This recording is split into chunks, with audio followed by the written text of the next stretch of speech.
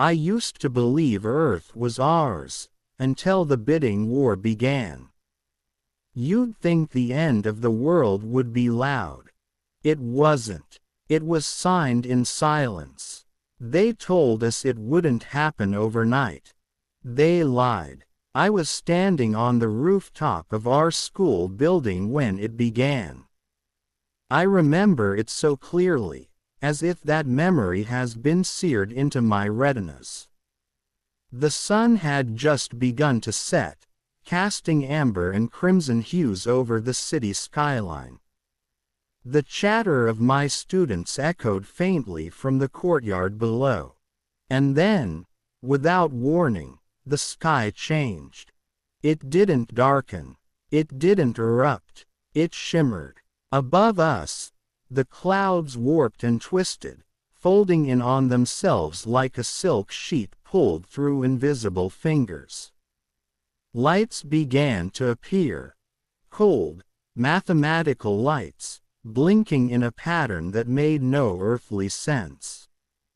Within moments, they arranged themselves into lines, grids, geometry that should have belonged in a quantum textbook. And then, the ships came. They didn't roar in like the films promised. They drifted. Quiet, vast, almost reverent in their descent. Black structures longer than cities, floating just beyond our atmosphere, barely disturbing the air around them. There was a weight to them, a psychic gravity that made people drop to their knees without knowing why. One hovered directly above New York. Another settled over Shanghai. One over Lagos, Moscow, Buenos Aires. A perfect global spread. Then came the broadcast. Every screen, every speaker, every frequency. A voice. Sterile and synthetic, as if it had been filtered through a billion algorithms to avoid sounding threatening. This world has been acquired. No action is necessary. No resistance will be tolerated. You are valued assets of Empire VIREX9. That was all. The signal cut. No further instructions. No negotiations. No explanations. In that moment, every human being on Earth felt the same thing. We had not been conquered. We had been purchased. And the sky, our sky, was no longer ours. 3 days of silence. 3 days of nothing. That was the strangest part. You would have expected mass panic, riots, governments falling apart. But there was none of that. People were too stunned, too confused. The world held its breath, unsure whether to scream or obey. Then, a leak. Not from some brave journalist or a rebellious hacker. It came from an unexpected place. A junior coder on a Virex9 data node, light years away, who accidentally opened access logs to an interstellar market archive. The file was only available for 3 hours before the Empire scrubbed it. But in those 3 hours, everything changed. A file named Terra Acquisition Clause .74z3.gal. It wasn't encrypted. It wasn't hidden. Inside, we saw numbers, charts, signatures, and the line that broke humanity. Earth. Asset code 3092XB sale value. 300 trillion Verelium credits transaction complete. Buyer. The Silent Arch seller. Proxy Earth Gov. Registered 2062. It was real. Someone, or something, acting on behalf of humanity had sold the Earth to an alien conglomerate. Quietly, legally, the file went viral. translated in every language, debated, analyzed. But there was no denying it. We hadn't been invaded. We had been sold. And not for war. Not for survival. For profit. I remember the first morning after the file leaked. It was as if the world had been holding its breath, and suddenly, it exhaled. Not in relief, but in dread. The cities didn't explode. They didn't crumble. They froze. It started with subtle things. ATM machines wouldn't dispense cash. Traffic lights blinked yellow endlessly. Delivery drones stopped mid-route and hovered uselessly like confused insects. Cell networks dropped to 0 bars, even with full batteries. Then came the financial collapse. The stock markets didn't crash. They vanished.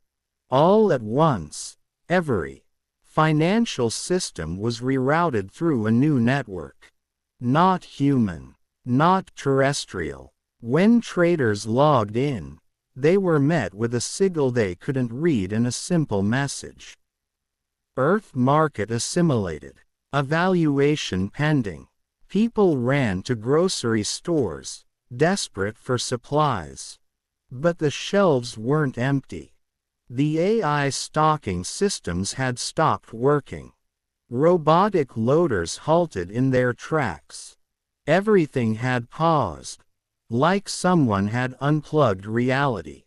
And then, the disappearances. They were slow at first. Subtle. A neighbor who didn't answer the door. An office that was fully staffed one day, empty the next. At first we thought it was panic, maybe people going into hiding. But then came the official notices. Zone 34B. Under evaluation.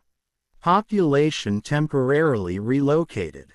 Those zones became gray voids. No lights. No voices. No heat signatures. We tried sending drones in. They never came back. It was like those places had been erased from the world, snipped out of the Earth's fabric like cancerous cells. I stayed in District 17, one of the last zones not marked for evaluation. I didn't stay because I was brave. I stayed because of one simple reason. My daughter, Lyra, was only 8. My entire world, reduced to the small body of a child who still traced planets on her hoodie while we read bedtime stories. I couldn't leave her behind. I wouldn't. But the notice came anyway. Subject: Lyra Mirov. Candidate for cognitive enhancement relocation. Transfer approved. I smashed the console. I tried to remove her ID from the registry. I even bribed a technician to erase her from the databanks. It didn't matter. 2 days later, a pale transport orb appeared outside our door.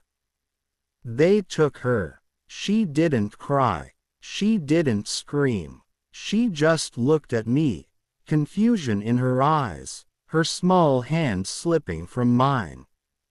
And I stood there, paralyzed, useless, as her last look asked me the question I will never forgive myself for not answering. Why aren't you stopping them, Daddy? Lyra was my everything, my anchor, my reason. After her mother died in the floodstorms of '57, it was just the two of us. I was barely holding on, clinging to teaching as a routine, pretending that if I poured enough knowledge into other people's children, the universe might spare mine. She was obsessed with the stars. Not just the pretty lights in the sky, but what was behind them. Do you think aliens have bedtime stories too? She asked me once. I told her yes. Told her that somewhere out there, other little girls were tracing planets on their pajamas, just like she did with that red hoodie. I held onto that thought the day the orb came. After the transfer notice, I tried to run. I moved her from apartment to apartment. Changed our credentials. Masked our neural signatures. But they always found us. The orbs were quiet, persistent. They would simply float outside, humming low and constant, waiting for compliance. She asked me, "Are they going to hurt me?" I wanted to lie. I wanted to promise her everything would be okay. But I couldn't. "They said you're going to learn things," I told her. "They think your brain is special. But I don't want them to take you. I want you to stay with me." She was silent a long time. Then she reached out, took my hand, and whispered, "Will you come find me, Daddy?" I nodded. I nodded even though I didn't know how. Even though I didn't know where they were taking her, or what they'd do once they got there. When she stepped into the orb, it wasn't a cage. It wasn't even a machine. It felt alive. It rippled as she entered, folding around her like light becoming silk. The moment she disappeared, it rose silently into the clouds. And I've been chasing that light ever since. Everyone had a theory. Some said we were bought for resources. Minerals buried deep in the mantle. Hydrogen in our oceans. Energy from our sun. Others thought it was labor. A slave market on a planetary scale. That humans would be shipped off-world to build worm gates and ion engines in some forgotten corner of the galaxy. But they were all wrong. The truth came from a rebel transmission, hacked into an orbital feed by a fringe collective of off-world defectors. Only 2 minutes of audio and a single image, an anatomical scan of a human brain, overlaid with alien sigils. "They bought Earth for our minds," the voice said. "Your species has something rare. Recursive empathy. Symbolic abstraction. Narrative cognition. You build meaning like most species build hives. We were, quite literally, a story-producing organism. They weren't after our bodies. They didn't care about our cities. They wanted our dreams, our memories, our fears, our stories. Our brains were being mapped, dissected, duplicated, sold as neural architectures to species who had long since sterilized their emotional centers in pursuit of logic. To them, we were a fountain of myth. An unfiltered archive of love, war, sacrifice, wonder. They called it the narrative harvest.